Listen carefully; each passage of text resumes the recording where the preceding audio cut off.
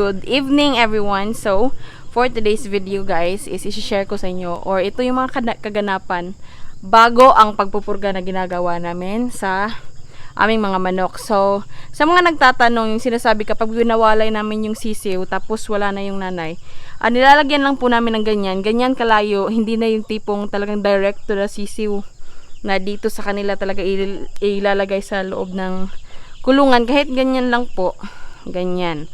At least lang po makikita nila or at least lang po meron silang maaninag na ilaw, kasi kapag ganyan nakikita na nila yung mga insekto na pwede nilang makain like lamok at saka mga iba pang mga insekto sa gabi. So ganyan lang yung aming status. So kapag gabi, ganyan yung mga namin, nandyan sila. Ayan yung aming mga manok tuwing gabi. Anyway, kaya sila dyan po sumasampa or gumagarahe is nasanay po sila na may ilaw na puti. Kasi maliit pa lang sila, tulad ng ipapakita ko dito sa baba. Ganyan, maliit pa lang sila, meron ng ilaw sa baba. So kapag yung mga pwede nang i-release, ayan, naghahanap sila ng mga ilaw. Kaya yung iba dyan sila nagsasampa. Ayan. Doon, ito po yung mga kaganapan sa aming munting tahanan kapag gabi. Ayan, dyan sila lahat nagtitipon-tipon. So, for today's video, yun na nga, huhulihin namin to. Para tomorrow, magpupurga tayo ng ating mga manok. Yan guys, transfer namin yung baba. Transfer namin yung aming pabo dito. Ayan.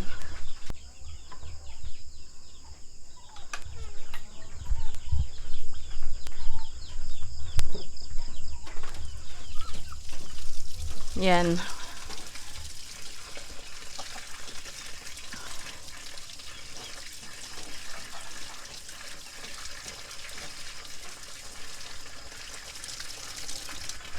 Ayan yung iba guys. Ayan si Rapido. Kayong pabo. Lipat namin to doon sa kabila para ito yung lagyan namin ng aming mga manok for today.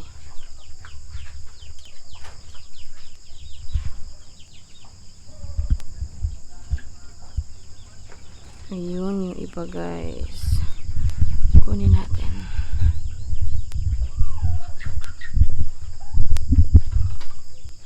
Ayan na guys, na-transfer na namin yung mga pabo doon sa loob. Ayan.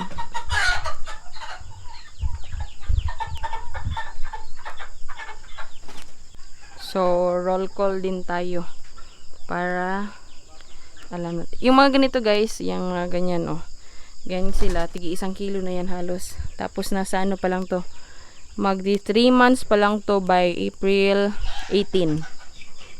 So, napurga na namin to nung una yung ng bunga. Tapos, tomorrow, purgahin namin. After mga 15 days mga 15 days na simula nung aming unang purga, ngayon pupurgahin na naman.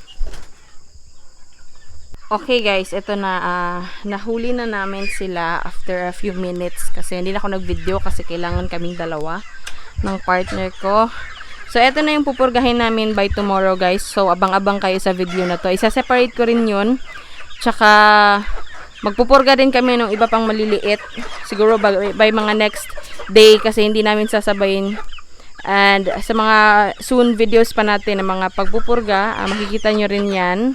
So, nga pala, na-mention ko yung pagpupurga. Meron kaming manok dati. Or yung video namin pala na isa na pagpupurga is na-delete ko po. So, sad to say, hindi po siya naging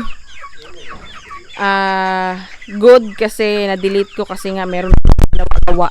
So ayan, ito na yung pupurgahin by tomorrow. Mga 3 months na to sila by April 18. So mga ganitong kalalaki guys, ayan, tig 1 kilo na to. So mga 2 months and a half pa lang yan.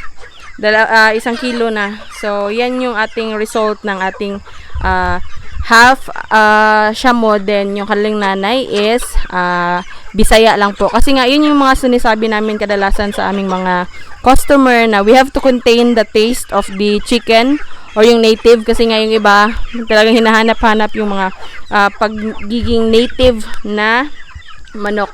Tsaka ayan guys, yung anim na yan, ayan. Yan sila. Iba sila na batch actually. Hindi sila kasabay. Pero sinama na lang namin dito kasi nga out of ano na rin kami. Out of kulungan na. Which is kailangan na namin magpagawa. So, wish as luck or ano lang tayo tomorrow na walang masyadong mga ganyan. Yung mga ganyang instances na nagtutukaan, naghahabulan na mga balahibo o ayan, yung mga ganyan. Hoping na sana tomorrow okay pa yung kanilang mga balahibo, no? Walang mga dumudugo. So, let's just hope and pray. So, ayan, tomorrow or sa next video ko na lang yun. Yun na nga.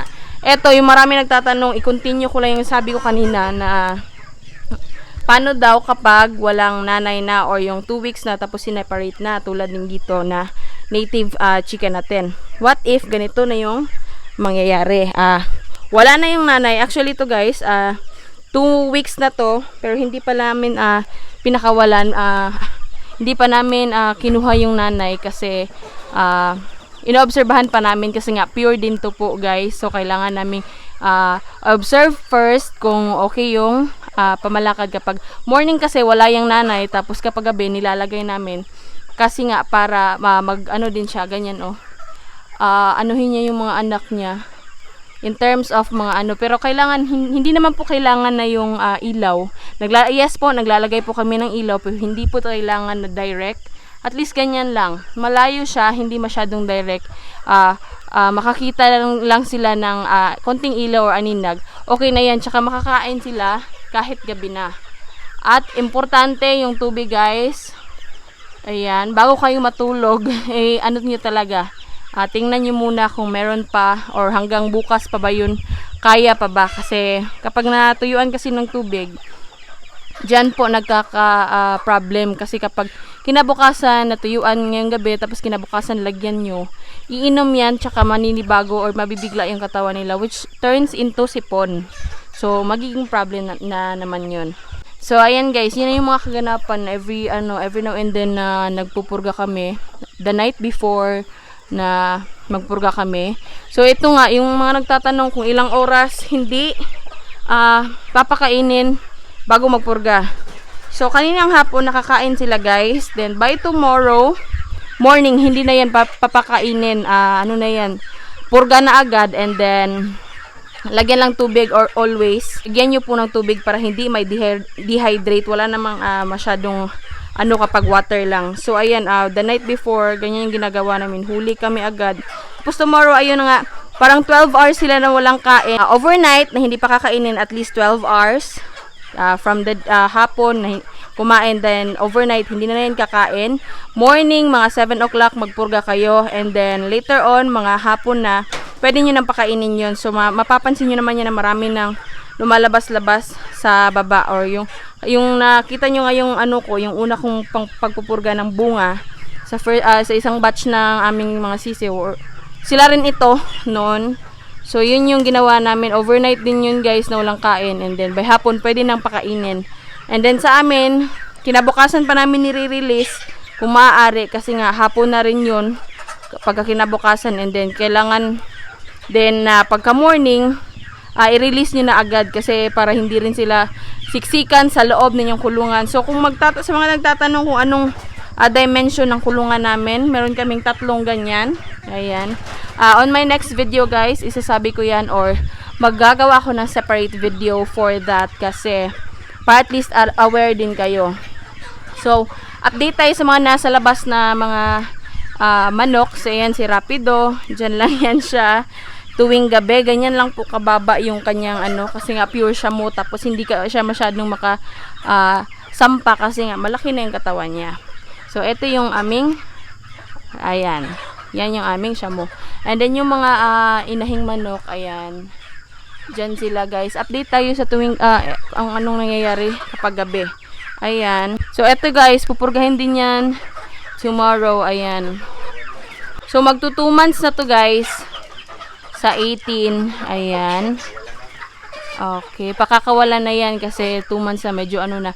Kung nagtataka kayo bakit maliliit po to, kasi ito pure Bisaya talaga to. Bisaya talaga to na manok guys. Hindi kasi si Rapido ang ng nanay nila, kaya ganyan maliliit. kung napapansin nyo, compare sa ibang sisiw namin na ano, ito, maliliit sila. Kaya ganyan. So, dito tayo sa likod ng aming bahay. Yung dito guys, ayan, yung nasa baba. Kunin natin yung net na nilagay namin para makita nyo po. Ayan yung kaganapan kapag gabi. So, yan yung sinasabi ko guys. Kapag nasanay sila ng gabi na merong light, paglaki nila is hindi sila maghahanap din talaga sila ng light or hindi sila sasampa sa mga kahoy na madidilim, which is mahirap nyo silang hanapin. So yan yung tip ko for this evening also, na kung gusto nyo lagyan nyo ng ilaw para kinabukasan or in the near future na malalaki na sila, tig 2 months na pwede nang i-release, doon lang din sila sa malapit na may mga ilaw banda sasampa or magagarahe. So yan yung aking tip guys, na kailangan, or kung maaari man lang din, lagyan nyo po ng ilaw. So dito naman sa kabila, malalaki na rin to. So ito yung 20 pieces namin. So dyan, ayun sila guys. Ayan. So sa ganitong diskarte po guys, na tuwing gabi iniilawan or mula nung pagkabata nila, iwas fowl fox po yan guys, or yung parang mga bulutong kung tatawagin sa tao. Pero, kaya ganun yung ginagawa namin, nilalagyan namin ng ilaw. Hindi kailangan po na talagang direct sa kanila o yung parang wina-warm sila. Hindi na po kailangan ng ganun. At least man lang maka-aninag po sila. Yun lang yung ating iniiwasan dyan, yung mga insekto, yung mga lamok na kumakain or nangangagat sa kanila. So guys, yan yung isang dahilan kung bakit kami naglalagay ng talagang ilaw tuwing gabi. So yun ang nasagot ko na. Sa nagtanong noon, nasagot ko na po kung ano yung kung kailangan ba na talagang i-direct yung ilaw sa mga sisiw. Hindi po kailangan, kasi para din masanay sila na kumbaga hindi sila nakadepende sa init ng ilaw. Kasi kapag sa susunod niya tapos tinanggalan mo ng ilaw, magkakaroon din sila ng parang mannerism na maghahanap. Tulad nyo kanina nga guys, ayan, nung nandito pa sila, ayan, kahit yung mga ganyan, naghahanap din yan ng ilaw. Kumbaga hindi sila doon sa mga, ayan, yung mga didilim na part, hindi sila dyan pupunta. Kapag bata pa lang sila, may ilaw na. So yan yung ating tip for today. Iwas fowl fox din guys, kasi yun yung kadalasang nagiging or nai-encounter, lalo na kapag walang vaccine na ganon. Though guys, disclaimer, we are not using the vaccine na fowl fox. Ano lang kami, 2 lang, kasi native lang naman kami, tsaka magastos na kapag nag-reach pa kami sa pang-4 talaga na vaccine. We just use B1B1 and dyan tsaka yung Lasota. That's it guys. So on our next video, magva-vaccine kami, papakita ko lang din sa inyo on how we do that, para at least aware kayo. So nandito yung aming 2 pabo. So ayan. So sa mga naghihingi ng azola, abang-abang kayo guys, kasi marami pa kaming kailangan na i-cater din also. Tsaka mindset namin is ano na lang, after ng lockdown, doon na kami mamimigay. So yun, if you haven't subscribed in our channel, please do subscribe, like and share, and comment down below kung mayroon kayong mga katanungan kung alam din namin. So ayan, feel free to do that guys. So yes, sana may natutunan kayo, and hope to see you in our next video. Till next vlog everybody, goodbye, peace out, bye bye.